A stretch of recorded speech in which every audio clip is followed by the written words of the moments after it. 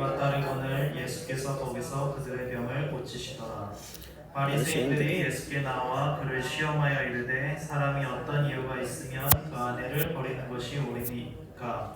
예수께서 대답하여 이르시되 사람을 지으시니가 본래 그들을 남자와 여자로 지으시고 말씀하시기를 그러므로 사람이 그 부모를 떠나서 아내에게 합하여 그 둘이 한 몸이 될지니라 하신 것을 읽지 못하였느냐.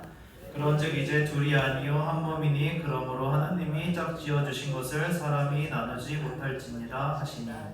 여짜오되 그러면 어찌하여 모세는 이혼 증서를 주어서 버리라 명하였나이까. 예수께서 이르시되 모세가 너희 마음의 완악함 때문에 아내 버림을 허락하였거니와 본래는 그렇지 아니하니라. 너희에게 말하노니 누구든지 음행한 이후에 아내를 버리고 다른데 장가드는 자는 간음함이니라. 제자들이 이르되 만일 사람이 아내에게 이같이 할진대 장가들지 않는 것이 좋겠나이다. 예수께서 이르시되 사람마다 이 말을 받지 못하고 오직 타고난 자라야 할 자니라. 어머니의 태로부터 된 보좌도 있고 사람이 만든 보좌도 있고 천국을 위하여 스스로 된 보좌도 있도다. 이 말을 받을 만한 자는 받을지어다. 네. 오늘 마태복음 19장 말씀은 하나님께서 먼저 말씀 첫 1절을 보시면 이제 갈릴리에서의 사역을 이제 마치시고 이제 요단강을 건너서 유대 지경에 이르는 이제 그 사역이 연결이 됩니다.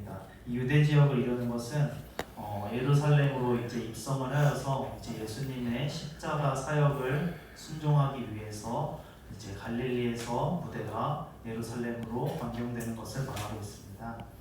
그래서 3절부터 12절까지는 예수님이 바리새인과 이혼에 대해서 논쟁을 하시면서 이것이 이 이혼의 논쟁을 통하여서 예수님이 바리새인에게 이 논쟁이 이혼에게 주목되는 것이 아니라 이 사건, 이 논쟁을 통하여서 이 이혼을 통하여서 가정이 진짜 예수 그리스도를 통하여서 온전케 세워지는 것을 새롭게 말하는 것을 의미합니다. 그래서 이 구절을 보면은 이것이 이제 이혼을 하라 마라, 이 가정을 지켜라 마라 이것에 더 초점을 맞추기보다는 예수님이 이 이혼의 논쟁을 통하여서 십자가로 이제 교회를 어떻게 든든히 세울 것인지 이 초점을 관점에서 보시는 것이 말씀을 보는데 유익합니다.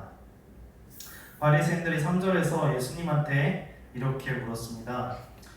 예수께 나와 시험하여 사람이 어떤 이유가 있으면 그 아내를 버리는 것이 옳으나이까 이렇게 물어보는데 바리새인의 말에는 정말 이 아내를 버리는 것, 이 가정을 이혼이 되는 것을 궁금해서 물어보는 것이 아니라 이들 마음에는 이제 예수님의 그 대답을 통해서 꼴투리를 잡고 예수님을 비방하고 비하하는 것에 목적이 있었습니다. 그래서 3절에는 시험하여 이르되 사람이 어떤 이유가 있으면 이렇게 이야기를 하고 있는 것입니다.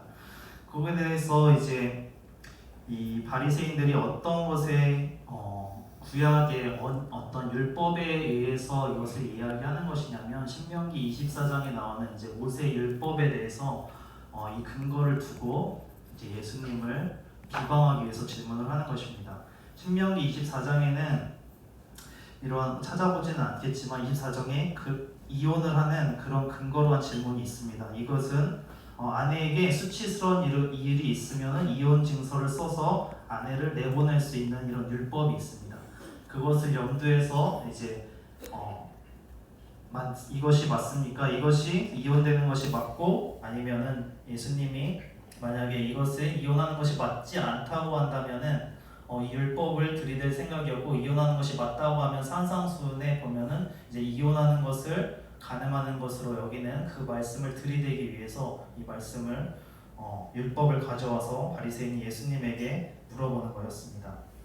이때의 구약의 전통은 여자가 먼저 이혼을 주체적으로 이혼을 하고 싶다고 해서 이혼을 할 수 있는 것도 아니고 이혼을 여자가 먼저 말을 할 수 있는 그런 전통의 문화가 아니었습니다. 이때에는 무조건 남자 중심 사상이었기 때문에 남자가 여자에게 어떤 이유로 이렇게 수치스러운 여기서 24절에는 이제 신명기 24장에서는 수치스러운 일이 있으면 이혼 증서를 써라고 했는데 이때 너무나 무분별하게 이제 이혼이 어떤 이 수치스러움이라는 것이 특별하게 무엇을 규정짓기가 어려워서 바리새인들도 이 수치스러운 이 일 때문에 논쟁이 있었던 겁니다. 남자의 편에서 돌아볼 때 이것이 너무나 유리하게 보이는 것이지만 이 수치스러운 것이 그럼 대체 어디까지의 범위 있냐 이렇게 바리새인들 각 파들 간에도 이런 논쟁들이 있었는데 어떤 한 파에서는 이 수치스러움이 당연히 간음에 대한 것이고 어떤 다른 한 파에 대해서는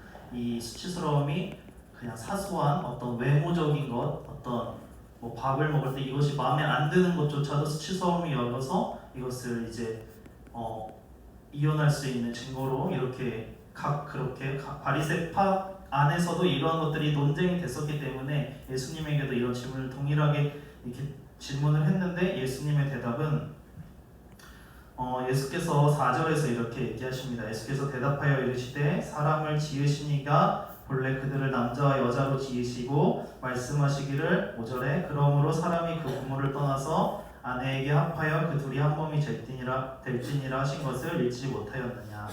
예수님은 이 논쟁에 관심이 없으십니다. 예수님은 이 논쟁보다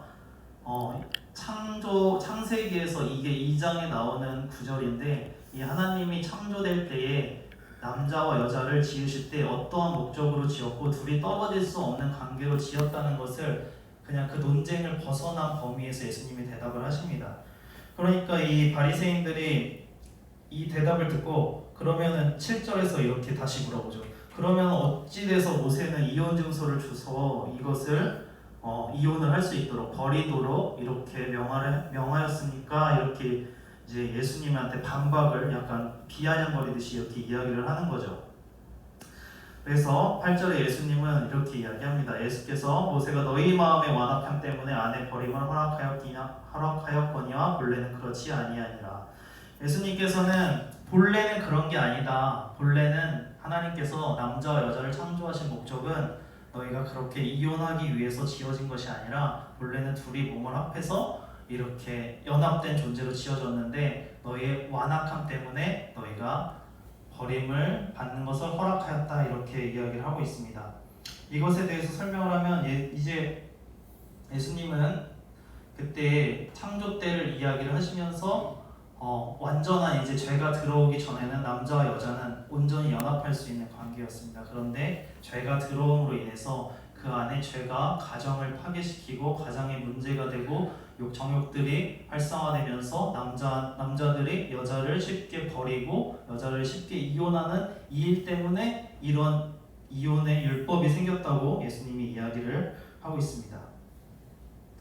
그러면서 이제 10절에 제자들이 그러면은 이걸 가만히 듣고 있다. 제자들이 가만히 이 이야기 바리새인과 이제 예수님이 하는 이야기를 듣고 있다가 제자들이 굉장히 약간 어리석은 질문을 합니다. 그러면 제자들이 이르되 만일 사람이 아내에게 이같이 할진대 장가들지 않는 것이 좋겠나이다. 이렇게 부부가 서로가 남자가 여자가 서로 살고 이런 것들이 너무나 이렇게 까다롭고 어려운데 그러면은 이렇게 같이 살 바에는 그냥 장가들지 않고 혼자 사는 게 더 좋은 거냐 이런 질문을 합니다. 그래서 예수님이 오늘의 가장 의미 있는 말씀 중에 12절의 말씀을 하시는데 어머니의 태로부터 된 고자도 있고 사람이 만든 고자도 있고 천국을 위하여 스스로 된 고자도 있도다. 이 말을 받을 만한 자는 받을지어다. 이 말씀을 잠깐 설명을 드리면 태어날 때부터 된 고자도 있고 어떤 사람에 의해서 된 고자도 있는데 천국을 위하여 스스로 된 고자라는 것은 바로 예수님 스스로를 가리키는 겁니다. 예수님이 스스로 독신이 되어서 이 땅에 오신 것이 천국을 위한 자. 예수님이 그러니까 이 이혼에 대해서 남자와 여자는 이렇게 율법에 의해서 원래 태초에는 하나님과 관계에서 절대 떨어질 수 없는 연합된 관계였지만 그 율법의 어떤 죄로 인하여서 율법이 들어왔고 율법으로 인하여서 이것들을 이제 여자들을 보호하기 위한 율법으로 허용이 되었는데 이제는 예수님께서 그것이 이제는 거기서 끝이 아니라 이제 천국을 위하여서 스스로 된 자를 통하여서 이 율법이 더욱 완성케 된다는 이야기를 하는 겁니다. 예수님은 이 말씀에서 19장에서 1절에서 이제 갈릴리 사역을 마치고 이제 유대 지역 예루살렘으로 십자가를 순종하기 위한 그 길목에서 이혼에 대한 이 논쟁을 마태복음은 3절에서 12절을 기록하고 있습니다. 3절에서 12절이 언뜻 보기에는 이혼에 대해서만 이야기하고 있는 것 같지만 예루살렘에 입성하는 그 십자가를 지시기 위한 그 사건에서 다시 예수님이 이 십자가가 왜 필요한 것인지, 이 십자가가 어떤 의미인지 다시 말씀을 하고 있는데, 에베소서 5장 31절에 이 가정에서 남자와 여자 그리고 연합된 이 관계를 5절에서 말한 아내에게 합하여 그 둘이 한 몸이 될지니라, 이 관계를 신랑을 그리스도, 신부를 교회로 정의를 하고 부르고 있습니다. 그래서 이 여자와 남자의 관계는 가정 안에서 남자는 신랑된 예수 그리스도를, 신부된 교회는 그날을 바라보면서 순전한 믿음, 순결한 믿음을 가지고 예수 그리스도를 끝까지 바라고 기다리는데, 그때 필요한 믿음이 무엇이냐면, 그때 필요한 은혜가 무엇이냐면 바로 천국을 위한 그 스스로 보좌된 자, 그 자 십자가에서 온전한 그 은혜가 있어야만 그 예전에 창세 때에 하나님이 실제로 원하셨던 그 남자와 여자의 모습처럼 신랑된 예수님과 신부된 교회도, 그런 연합된 관계도 십자가 안에서만 온전히 이루어질 수 있다는 것을 다시 한번 말씀하고 있습니다. 말씀을 정리하면서 오늘 이 말씀을 적용할 때 신랑된 예수님과 신부된 신랑된 교회는 결국 우리입니다. 예수님 안에서 우리가 연합된 자로 온전하게, 원래는 창세 때의 하나님의 목적은 예수님과 하나님과 연합된 존재로 지음받았지만 그 죄로 인해서 그 하나님과의 분리가 이루어지고, 그 죄로 인해서 이제는 여러 가지 율법들이 들어옴으로 인해서 완전하지 않았지만 그것들을 구약시대 때부터 조금씩 그 하나님의 때를 가리키면서 율법들이 이렇게 이루어져 왔습니다. 근데 이런 것들이 완전치 않았기 때문에 더 이상 하나님에 대한 나아갈 수 있는 능력과 힘이 우리 안에 없다는 것을 율법을 통해서 더 알게 되고, 이제는 십자가로 인해서 그 율법을 더욱 완성케 하시고 창조 때에 말씀하신 하나님의 그 은혜가 십자가를 통해서만 온전히 교회와 그리스도는 연합될 수 있다라는 것을 오늘 말씀을 하고 있습니다. 우리 성도님들도 가정 안에서 그리고 각자의 삶 속에서 내가 신부된 존재로 정말 어떻게 살아가고 있는지, 신랑된 예수 그리스도를 참된 소망으로 살아가고 있는지, 가정 안에서는 내가 신랑된 예수 그리스도를 사랑하는 것처럼 가정에서 남편을 사랑하고, 또 남편은 신부된 자녀를 신부된 또 그리스도의 자녀를 사랑하듯이 예수 그리스도의 마음으로 또 우리가 부인을 사랑하고 있는지, 이것들을 돌아보는 오늘 이 시간 되었으면 좋겠습니다. 네, 이 시간 기도하며 하나님 앞에 나아갑니다. 네, 사랑하는 주님 감사합니다. 오늘 말씀을 통해 독신으로 오셔서 우리의 죄에서 건져내시고 이제는 신랑 되신 예수님으로 우리는 신부된 교회로서 주님을 소망합니다. 예수님을 통하여 하나님의 본래 창조 목적이었던 하나님 안에서 온전히 누리는 은혜로 우리가 살아가게 하여 주시었고, 가정을 통하여서 하나님의 나라를 이루며 신랑 되신 예수님을 진정으로 소망하며 살아가는 저희가 되게 하여 주시옵소서. 우리 성도님들의 가정마다 이런 하나님의 은혜와 소망이 넘쳐나고 가정이 되기를 바라며, 예수님의 십자가 은혜로 붙들린 가정이 되어서 하나님의 일과 하나님의 사랑을 누리며 그렇게 건강하게 아름답게 세워져가는 가정들이 되게 하여 주시옵소서. 감사드리며 예수님의 이름으로 기도드립니다. 시간 주여 한번 부르고 자유롭게 기도하며